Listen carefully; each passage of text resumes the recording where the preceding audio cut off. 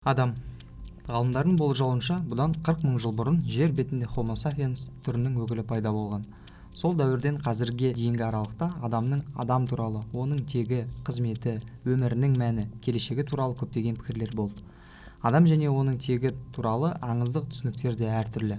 Материалистік бағытты ұстанатын зерттеушілер адамды өзге тіршілік иелерімен, жануарлармен генетикалық байланысты қарастырады. Адам жануарлардан еңбек құралдарын жасай алатындығымен, сөйлеу және ойлау қабілетімен және саналылығымен ерекшеленеді. Бұл туралы эволюция теориясының авторы Чарльз Дарвиннің теориясын қарауға болады. Адам мәселесімен антропология, социология, этнология, педагогика, анатомия, физиология, психология ғылымдары айналысады. Соның нәтижесінде адам мәселесі қазіргі ғылымда жан-жақты біршама толық зерттелген тақырып деуге болады.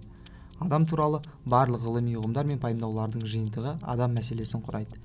Адам жерде мекен ететін тірі организмдердің жоғары сатыда дамыған түрі, қоғамдық тарихи қызмет пен мәдениет субъектісі, биоәлеуметтік мәнділік. Ежелгі Қытай, үнді, грек философиясында адам ғарыштың бір бөлігі, өзінше кіші әлем, микрокосм, үлкен әлемнің макрокосмның бейнесі және символ ретінде сипатталады. Адам тәнилік пен руханилықты, табиғилық пен әлеуметтіктің мұралыққа еленгені мен өмірден қабылданғандарын бірлікте алып жүретін пенде. Тірі организм ретінде адам қоршаған құбылыстармен табиғи байланыста болады және биологиялық заңдарға бағынады. Оларға биофизикалық, биохимиялық, физиологиялық жатады. Сондай-ақ адам саналы психикасы деңгейінде өзіндік ерекше заңдылықтары әлеуметтік болмыстан да тысқары қала алмайды. Адамның тәни морфологиялық ұйымдасуы әлемнің бізге мәлім бөлігіндегі материя ұйымдасуының ең жоғары деңгейі.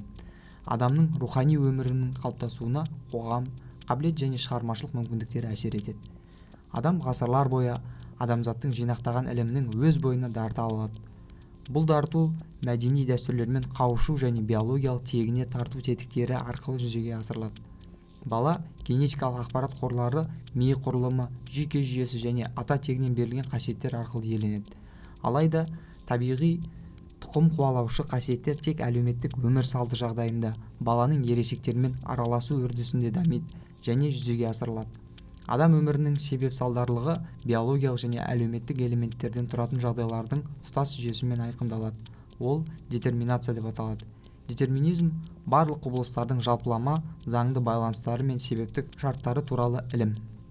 Бұл жерде аталған тұтас жүйенің биологиялық жақтары дамудың қозғаушы бола алмайды, тек қажетті шарттар жасау рөлін ғана атқарады.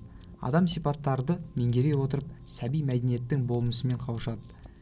Бұл қауышуда адамдардың сезімдері мен дүниеге қатынастары, көру, есту, иіскеу, сезіну, түйсіну, ойлау, елестету, толқу, тілек, қызмет, махаббат, бір сөзбен айтқанда оның даралығының барлық тетіктері қатысады.